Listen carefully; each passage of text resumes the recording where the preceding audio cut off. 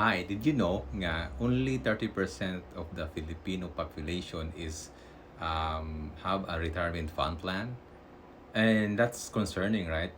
And the 70% is wala pa sa fund plan or wala pa sila gibutang para silang pension. Either ilan lang giloan, ilang future, like kay naman karon mga employees na may mga loan nga na pwede man na mo-offer sila. However, have you thought about in the future, enough na ba na ang imong pension like to cover even just for your expenses?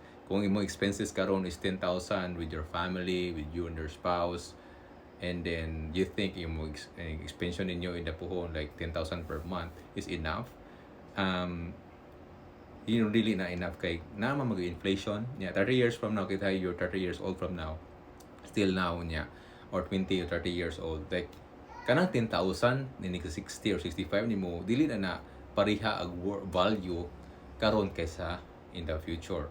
Kay ngano na may inflation like 3 to 4 or 5% yearly inflation din sa Pilipinas, which is taas kayo na siya imo na i-compute nimo sa imong 10,000, that's 300 every mga less 300 every year. O kung 3%, kung 4%, less 400 every year. So dako na kayo nag setback in how many years from now, di ba? So mao na usa sa imong consider. And then when you're 60 or 65, na poy kanang, of course dili na makita healthy anang nga time kay older na ta, prone na ta sa mga kanang maintenance siguro, or kanang not unless you're living a healthy lifestyle. However, that's still na po kay nimo na i-consider niya how many years you want to live after retirement.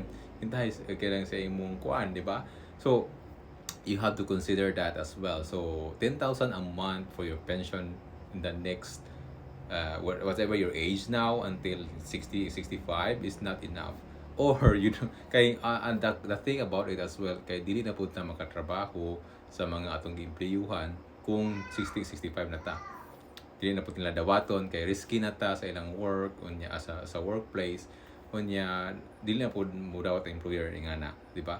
So that's the thing. It's better to start planning for your retirement now while you're still young and healthy. And yeah, para ang good thing about it, kung mo invest pud ka, like mo ka life insurance unya na may investment plan ubang sa insurance niya, na 10% nga projected 10% nga yearly return compounded interest. So dako kayo na siya tabang nga dako imong quarter, let your money work for you.